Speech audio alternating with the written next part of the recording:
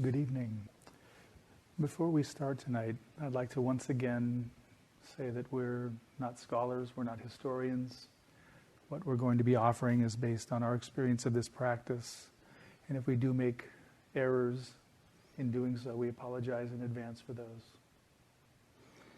Tonight I'm going to be talking first about the territory from first sit to first jhana, and specifically addressing and labeling what we're calling the landmarks along the way, of which there are 7. The first is the commencement of the nimitta. The second is the nimitta increasing and stillness developing. The third is when the nimitta becomes solid. The fourth is when the nimitta becomes energized. The fifth landmark is when the nimitta begins to move and merge with the object. The sixth is what happens when it merges, and the seventh is first jhana. Before beginning on that, I'd like to talk very, very briefly about the object of meditation. There were a few questions today about that, so I wanted to really clarify that so we're all on the same page. The object of this meditation is the breath. The place that we know the breath is in the area between the nostrils and the upper lip, what we're calling the Anapanasati. And how we know the breath is by the movement there. So just so we're all clear, that's what we're talking about with the object. Also, there's a way that this practice in this stage of the practice is really pretty simple. And really it's the consistency of awareness with the object. It's the first jhana factor, vitakka. So the job of the meditator is just to once, each time the awareness, attention drifts or slips off of the object, to constantly just return it again and again and again, no matter how many times it takes each day to do that. And ideally to do it without any self-judgment, criticism, blame, without expressing any anger or frustration if you can. When most people begin this practice and begin meditating with it, there's the settling that first starts. And most of you have come from somewhere, you've traveled, you've changed with your job, your families, all those kinds of things. So there's a time of just settling in and starting. And at first there can be a kind of relief just to be slowing down. And that's quite normal, of course. And we start getting a relationship, establishing a relationship with the object, where we are trying to figure out, well, where exactly is this, and how does the breath move, and what am I doing? And so that starts happening and coalescing. And initially, as the mind starts to cohere and unify, there can be some lights going on in the distance. And with all the lights that happen during this meditation, we don't pay attention to those. We may notice, but we never chase them. We never try and do anything with them. There's no technique about that. So we just stay with the object and just allow that concentration to develop, allow the mind to just deepen and still. And at some point, the nimitta does begin. The lights become more dominant. They start moving closer. There's a way that there's something that's happening. And usually by this time, the meditator is able to stay with the object for a fairly good period of each meditation period. And they're finding off the meditation cushion as well that they can stay with the object with some continuity. As this develops, a greater stillness develops, and the jhana factors, which Tina will talk about a little bit later tonight, will begin to really arise. And the first two jhana factors are really the first jhana factor is really your doing. It's that consistency of knowing the object, of again the breath passing at the Anapanasati, the movement there. That's your object. And as the jhana factors increase, the nimitta becomes more and more solid. It will stay in one place. It will usually keep, more and more often, it'll keep a specific form. The form of the nimitta can be very different. Some people see it as a round, bright sort of headlight. Other people can see it in different colors, different shapes, and of course, again, none of that we pay attention to. However it presents, we just let it present, and we stay with the object. The nimitta does become solid at this point, and the access concentration is developing as the nimitta is becoming solid. In the access concentration, the jhana factors are increasing. There's a great deal of comfort in the body. There's that feeling of a kind of what we've called the love affair with the object, where the body is feeling good, it's not a lot of tension, there's not a lot of stress. The nimitta is presenting pretty strongly. One is able to stay with the object very continuously at this point. Around this time, the nimitta, as the access concentration is increasing, the nimitta becomes energized. And it's like the difference between having a kind of a light where the light switch is turned on. There's just a way there's an electricity that comes to the nimitta at this point. It almost crackles with energy for a lot of people. And again, the object remains the same. The same object we started with, we're still with. All of this is unfolding without our doing anything except staying with the object. The nimitta is getting generally larger. It's coming closer and closer. And at some point, for some unknown reason, it merges with the object just all at once. Which is the breath. The object being the breath. Correct. Which is the breath. Right there at the Anapana spot, the nimitta merges. It just locks in all at once. And sometimes it'll pull away and come back and pull away. And it does come a time, as I say, when it just locks in and it doesn't go anywhere. At that point, the object is still the same, but the object is what we're calling the Anapana nimitta, meaning that the nimitta has merged with your object. That's the only object you can take. There's no choice. You're not going to a nimitta. It's there. And for each of us, the experience was a little bit different at that point. For me, it was more like a kind of a smoky breath. And for Tina, it was a very clear merged nimitta with the object, with the breath, and stayed that way. And still, what does the meditator do? You stay with the object. You stay with this object, and you just keep the continuity going there and just allow it to be present. And when there's enough purification and when the jhana factors get stronger and stronger, all at once the meditator is pulled into the first jhana. So there's nothing that needs to be done. There's no place you need to go across. There's no gulf you need to bridge. All you need to do is stay with the object, and all of this will unfold very, very naturally. With the first jhana, the Snyder will teach about the 5 masteries.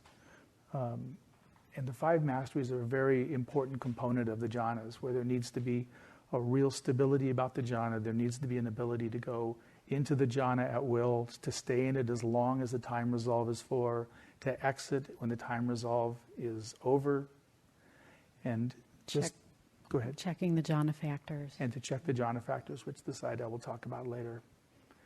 And in order to do this, it creates a kind of stability where this is really a kind of a platform you're building, where the first jhana needs to be solid and stable, and the mastery needs to be there. And the purification that comes with each jhana needs to be complete before one can then let go of some of the jhana factors and start moving towards the next jhana. So it's a very organic process, again, that there isn't a lot to do by the meditator except that coming back to the object. That's really, again, your job. And all of this will unfold very, very naturally. Yeah, so just to build a little bit on that, the nimitta is just a byproduct of concentration. It arises in the mind. It isn't something we see with our physical eyes. And sometimes people can start straining, trying to see it, when really, as Stephen has said many times, that is not the object until it actually merges. So there's no need to try and look at it. There's no need to, you can't make it arise. It is a byproduct of the unification of mind. And that's what it is. It's seen as a light by the wisdom eye, not by the physical eyes. And so there's no need to strain to see it. There's no need to look for it or any of those things. It just unfolds naturally. And this whole process, it is, as Stephen said, very organic. It really unfolds kind of like a plant growing or a flower opening. We can't pull it open before it's ripe. And staying with the primary object of the breath is really the way that ripening happens organically by itself.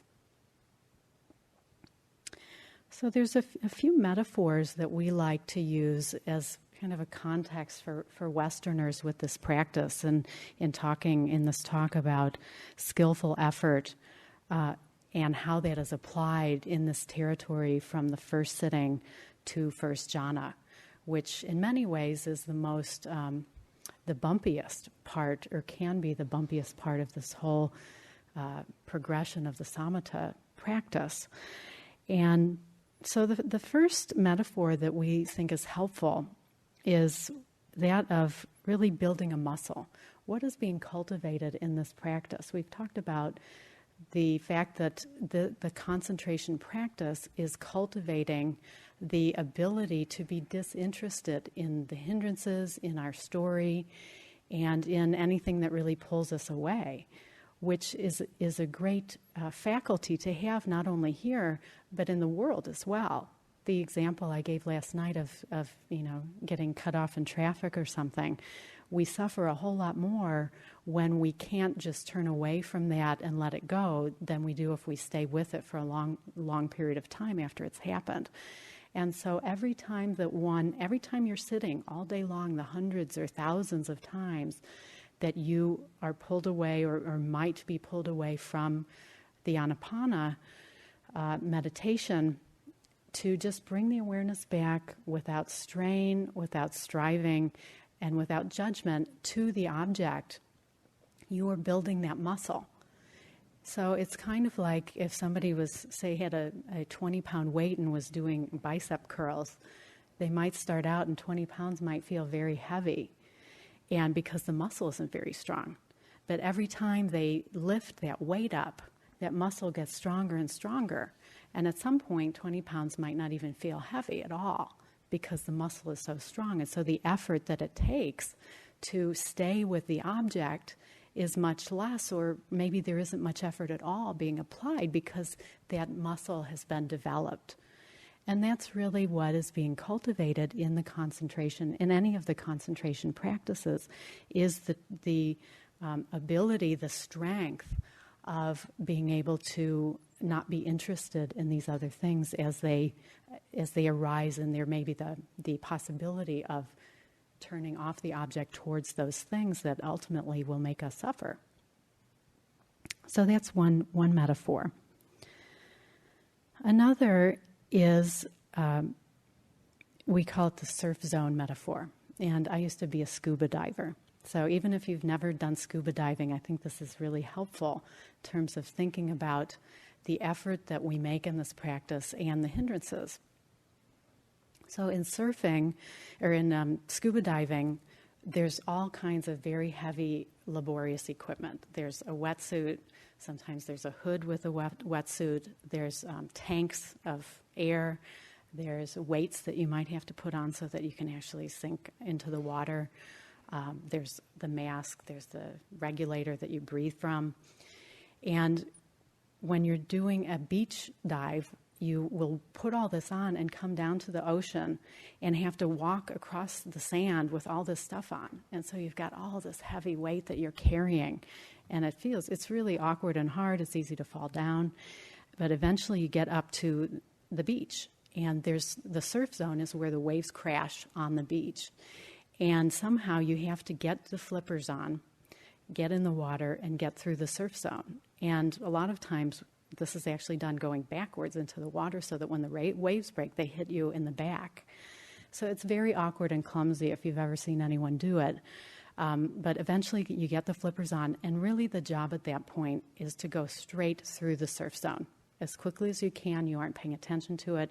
You're just going through that area so that ultimately you can get past it where the waves aren't breaking anymore. And at that point, you're just really bobbing on the surface. And there's the possibility that maybe you'll be able to go down below the surface and actually start scuba diving. And at that point, it becomes very peaceful. You can enjoy being there, seeing the fish. You have your regulator in your mouth. It's weightless. It's almost like being an astronaut.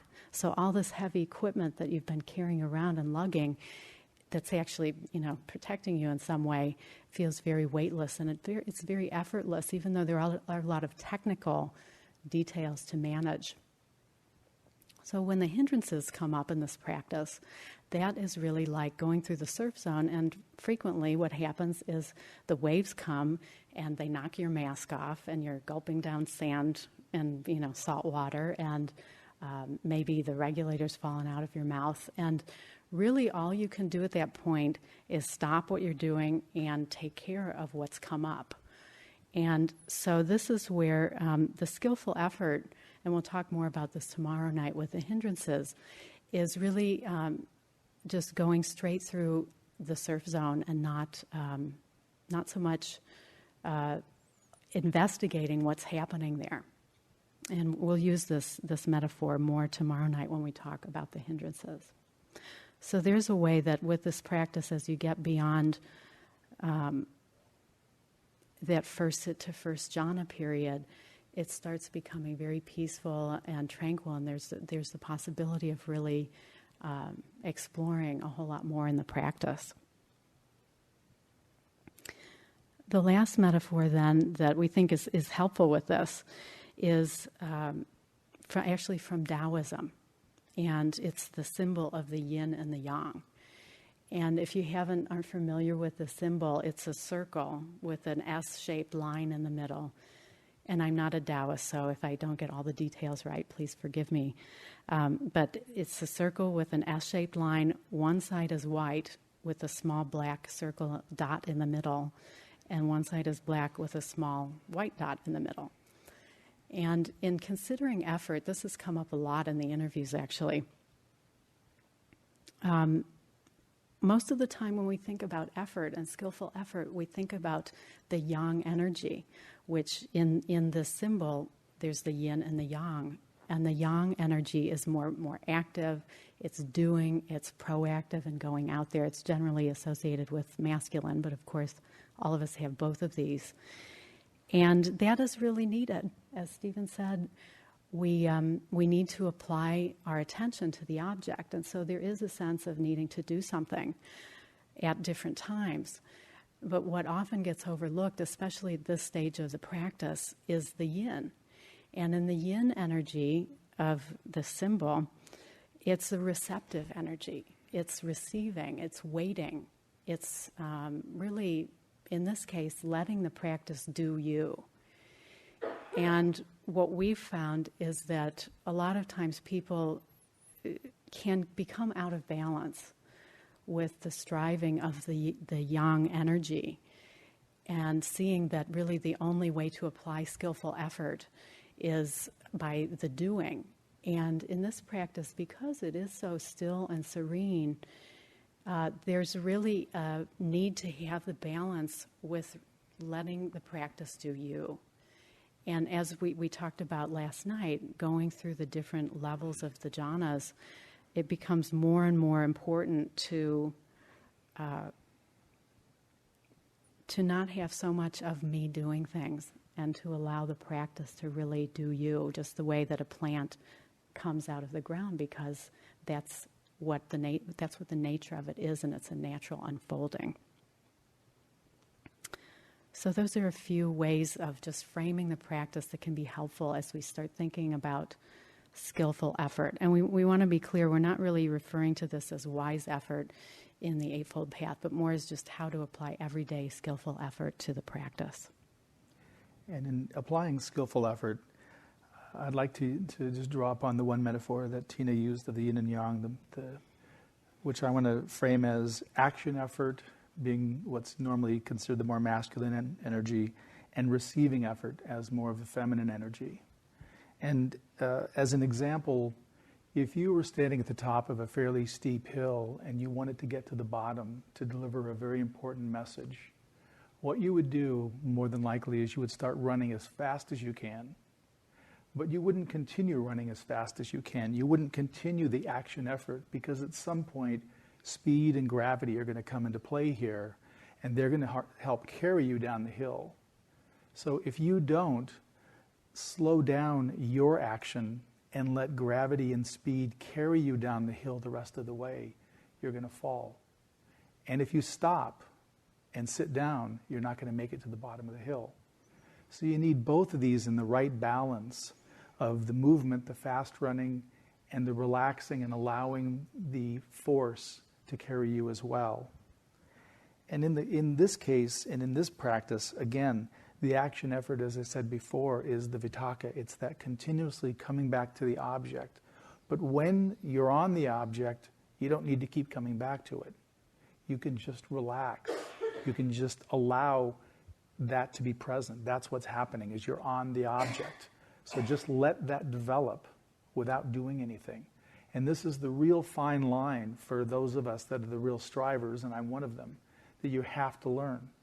Because you can't do this practice all by yourself. You have to let a kind of universal energy and awareness come in and help carry you into the practice, help the practice develop.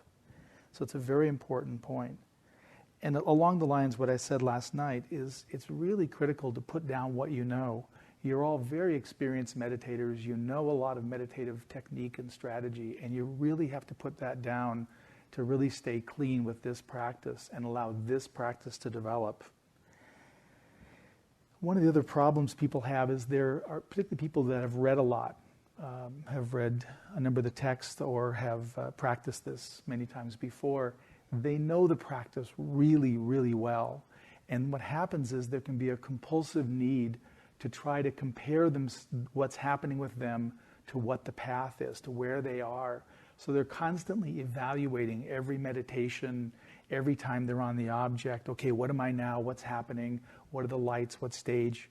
And that's counterproductive, because you're putting your energy into that, which means you're thinking and you're evaluating, which guarantees you're not on the object. So again, you're doing an activity that's not skillful, and it's destructive to the building of the concentration. It's also important in starting this practice to really have a clarity around what's your intention here, what's your aspiration, why are you here? It's not, you're here for ultimately liberation.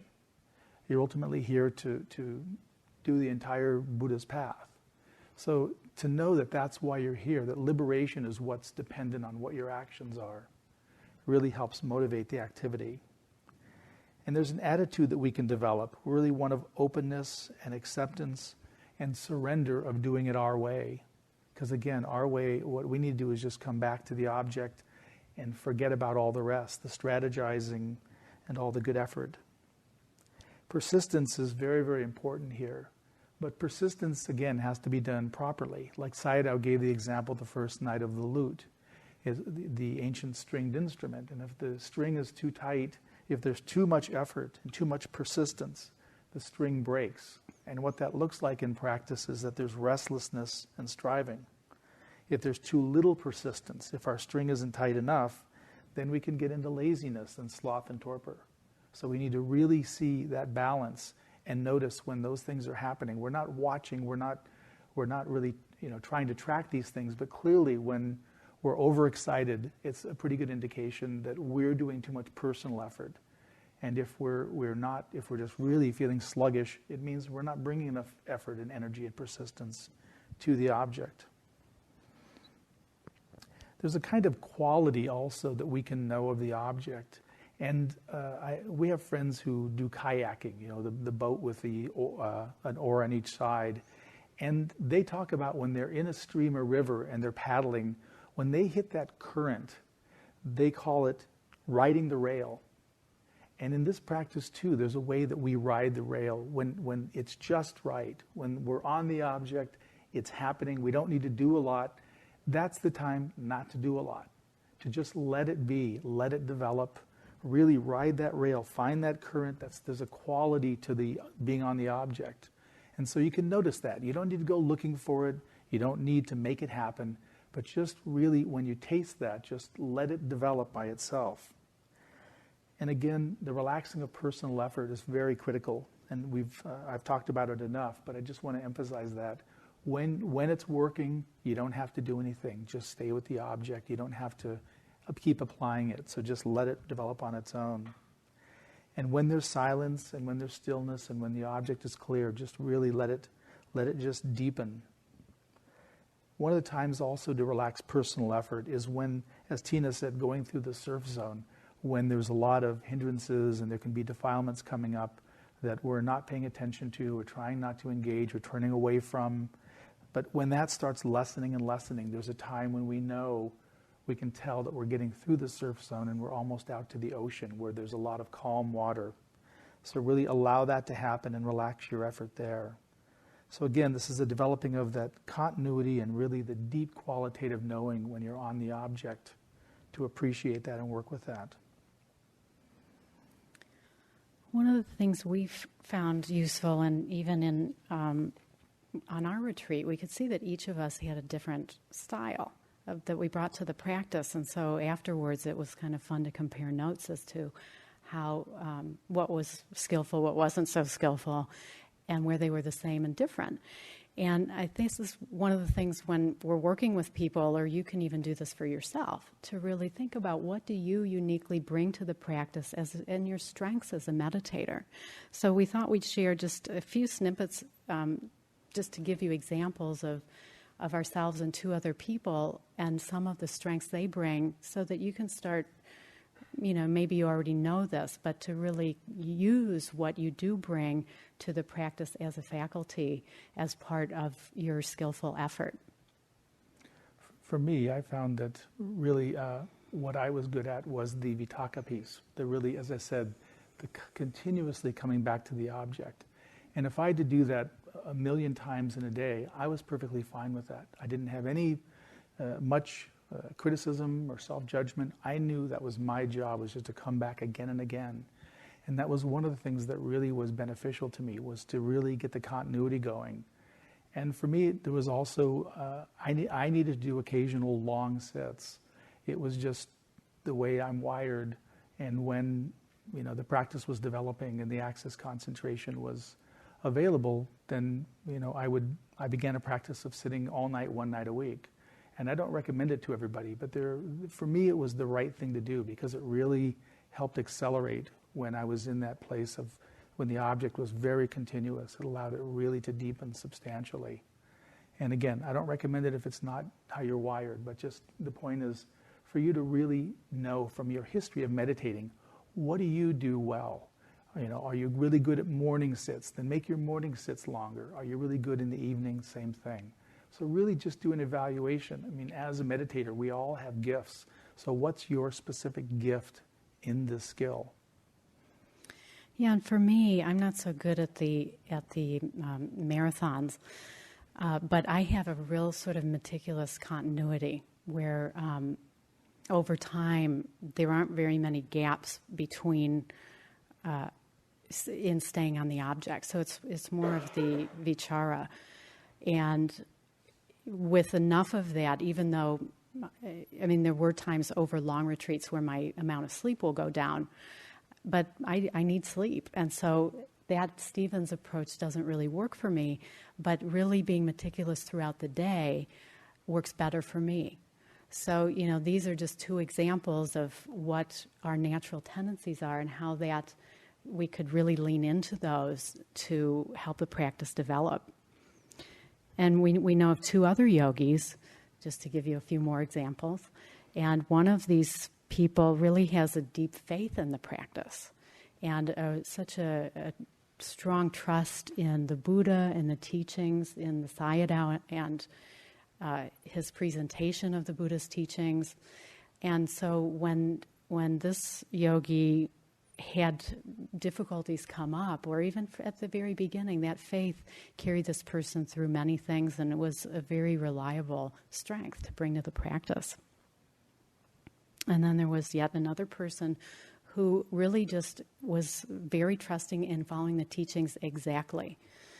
This person didn't ever question whether they should do it this way or that. Whatever the teacher's instructions were, the person just did it exactly that way. And so it was very easy for that person to stay with it. They didn't have to be thinking about, should I do this, should I do that? They just followed the instructions as they were, and it eliminated a lot of mentalizing about what to do. So understanding would have been a strength for that person. So there's really just the encouragement is to find your own strengths and build on those, because you all have them and you probably know what they are, and those can be brought to this practice in a fruitful way. We'd like to also talk tonight about the jhana factors, and this becomes important in this territory from first sit to first jhana, as well as all the way through up to the fourth jhana. The jhana factors do play a role. And one sort of general comment to say about the jhana factors is that one never takes a jhana factor as an object. We know there are other presentations of the jhana practice where one intentionally takes the jhana factor as an object. And just to be clear, just as with the nimitta and other things that may arise, they are byproducts of concentration and unification of mind. They aren't the object of it. And so, say with the nimitta, the only time that becomes the object is when it merges with the anapana spot. So the jhana factors are the same. It's the same kind of rule that we don't take them as an object.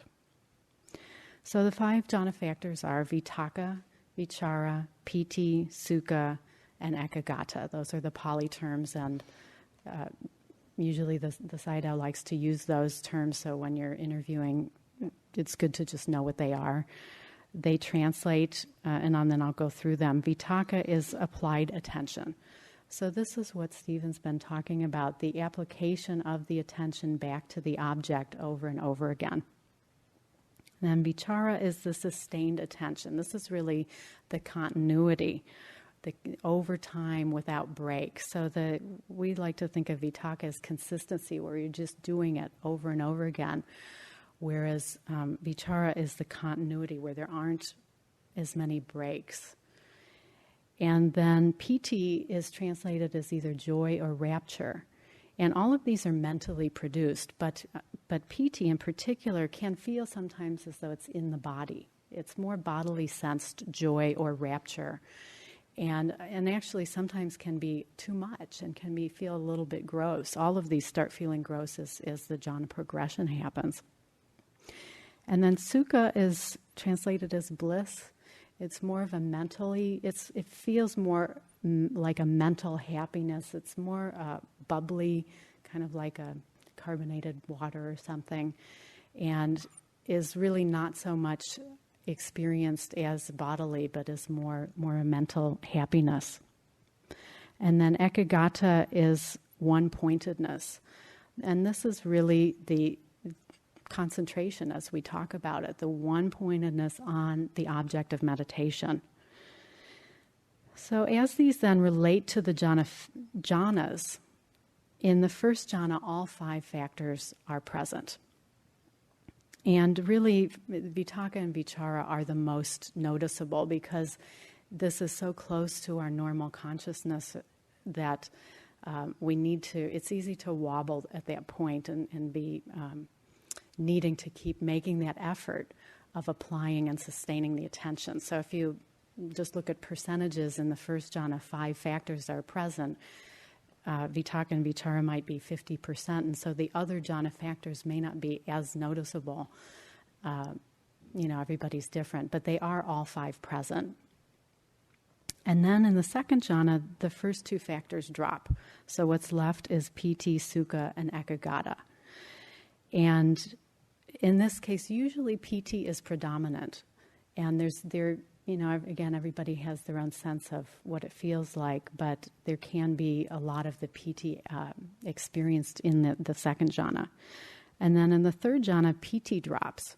And what is left is sukha and ekagata, so happiness and one-pointedness. It's much more, there's a real refinement that starts happening there of being much less of a bodily sensation because, of course, PT has dropped at that point. And then in the fourth jhana, sukha drops, and what's left is ekagata, and then upekkha, which is equanimity, arises as the more the feeling tone factor. And then ekagata and upekkha are the two jhana factors that remain throughout all of the formless jhanas from there on. And you can imagine in the fourth jhana, with just one pointedness and equanimity, it's much more neutral. There's more of a sense of equanimity and neutrality, as if you were to compare that with, say, something like rapture. So there is a sense in going through these jhanas of each of these, as the jhana matures, as the masteries are happening, that each of the lower factors starts feeling gross, and there is a natural tendency for those to start dropping as the concentration continues to strengthen and the mind coheres more and more throughout those first four jhanas. I'd like to mention 6 actions that support the practice here. And I'll mention them briefly in a little more detail. The first is putting down what we know. Second, focus on the object. Third is silence. Fourth, breathing. Fifth, timing. And sixth, rigor. And the first, putting down what we know, we've talked about already. It's really that cultivating and that welcoming of the beginner's mind, of coming fresh to the practice without bringing our meditative history in toolkit with us. And the second is focus on the object at all times. It's that continuity. If we're boiling a pot of water, if we keep taking the lid off to look in to see if it's boiling, it's going to take many times longer to boil than it would if you just left the lid on. So to really develop the continuity and allow that to really deepen is quite important. And silence. Of course, here we have great external environmental silence around us. There's not much talking. We're really able to stay with that. But it's also, again, renouncing the self-talk. It's really staying away from the judging, the thinking about what's happening, the evaluation, the comparing ourselves to other meditators, and really allowing the intimacy with the inner silence to develop and really deepen and draw us deeper into the practice. We find that when we're with this practice and the continuity is building and the jhana factors are arising and the thoughts are thinning because we're turning away from them. We're not giving them extra energy. We're allowing them just to go off like a cloud in the sky, just to pass over. We don't add extra energy or follow them. You can find that there's an impulse prior to thinking, meaning that if I need a drink of water, at this point I might say to myself, I need a drink of water, where will I get it, how will I get it? And there's a whole thinking process. And what happens is, when the thinking is thinning out and stopping, there's a way that there's just a knowing that water is needed and one goes and gets it. There isn't the whole process, and the process of thinking begins to feel very, very cumbersome and too much. Breathing in this practice, of course, the breath is the object, so breathing is very important. But it's also not forcing the breath, not making the breath long or short, not having it do anything. Let the breath develop, because the breath really becomes more discreet, more subtle as we get stiller and stiller with it. And there's discussion, people ask a lot about, with the fourth jhana, whether the breath really stops or not. And we'll say that the texts say that yes, the breath does stop. And if in fact you reach fourth jhana, please don't worry about whether the breath stops or not. The body survives. Everyone who's done this practice is still alive. No one's died in fourth jhana, so you don't need to worry about this. But there's a way that the body can go into panic when there's a sense that you're not getting enough air. And of course, the urge is to take a big gulp of air. And when you do that, it completely derails the concentration, and you're set back a few paces here. So if you get to that place and the breath seems very, very discreet or maybe is stopped, just let it be, because the body knows what to do, the practice knows what to do, and you're not going to be in any danger. The timing meditation timing, of course, as I've shared, this is an important topic for me personally, and I need periods of a lot of time. Usually what we recommend with people is try to sit, try to just extend whatever your comfort zone is. If you're comfortable sitting an hour and a half, try and go another 15 minutes or 30 minutes. It's okay if it's a little bit uncomfortable. You don't want to just stay in that comfort zone of timing, because this practice really deepens and develops if you can sit a little longer and a little longer and a little longer, because it really allows the progression of the practice really substantially deepens the longer and longer you sit. So if you're able to sit 2 hours and then go to 3 hours, there's a really exponential difference between the two meditations in our experience. And it doesn't mean every 3-hour meditation is better than a 2-hour, but it means when you're able to do that, it allows a kind of steeping to happen and a deepening of the practice. We found that when we were practicing with the Sayadaw, and the Sayadaw recommended that we sit 3 or 4 hours, our first reaction was, we can't do that. And we can't do it because we haven't done it. So really what this is about is the mental limitation, to say, well, just because I haven't done it doesn't mean I can't. Doesn't mean I can't develop that. So we really encourage a flexibility of mind around this and an idea, and really you might be surprised if you really just put that aside and see what you can do. And the rigor of this practice, again, comes back to the continuity. It comes back to, from the moment you wake up to the moment you go to sleep, where is your awareness? Where's the attention? It should be on the object. If you wake up in the middle of the night, where's the awareness? Where's the attention? Should be on the object. And if you start doing this repeatedly each day and every day, you'll find again that it will develop very beautifully and the continuity will lock in place, which is the vichara that Tina was mentioning. Anyway, those are the 6 actions that we recommend that support this practice.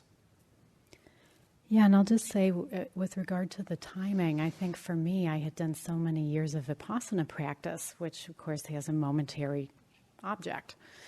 And we have both done practices for many, many years that had a momentary object as the object of meditation. And there's a real difference with doing concentration meditation where you have a stable object and our level of ability to sit longer, because the jhana factors are arising, and when they start arising, sometimes the body doesn't hurt anymore.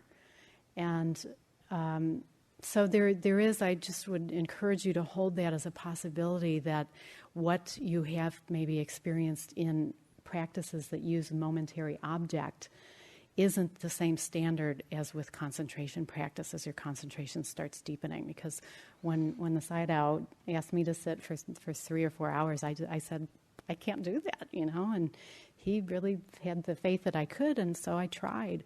And because I think of his faith and the difference in the practice and my sort of willingness to abandon what I thought I knew, those kinds of things became possible. So, this is where that balance, you don't want to turn it into another way of striving. But I would say there is, part of it is the mental limitation. That was, for me, I'll say, that was the bigger factor, I think. So at this point, we are ready to take any questions that you might have. Any questions this evening?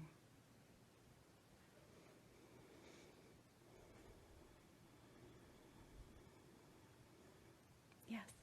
Can you talk a little bit more about the difference between sustained attention and one-pointedness? Is there some overlap? Yeah, that's a good question. We've had that before. Yeah. You might want to repeat the question. So the question was, what's the difference between sustained attention and one-pointedness? Yeah, and the sustained attention, to us, we think of it more as the continuity. So over time, we're not falling off the object as much. That might be one way of looking at it. The one-pointedness, in terms of the factors, there is a progression, and there's a relationship between those two. To me, the one-pointedness is really, there's a sense of locking into that object that by the time the 4th jhana is arising, one-pointedness is there even in the first jhana. So again, all 5 factors are present in the first jhana, including one-pointedness and sustained attention, plus the other 3. So as the jhanas progress and applied and sustained attention drop, they drop after the first jhana. What's left is one-pointedness. And so there's a very much of a different sense of the one-pointedness as the jhanas are progressing up to the point in 4th jhana where all that's left is one-pointedness and equanimity. So in the first jhana, if you're trying to sense, is one-pointedness here, is sustained attention here, are they all here? I would say don't worry too much about that, about differentiating. It becomes more important after the first jhana. So there's a whole procedure that we won't get into for checking to see which jhana factors are there. This is one of the 5 masteries that the Sayadaw will teach you if you get to that point, where you can check and confirm what jhana factors are actually present after the jhana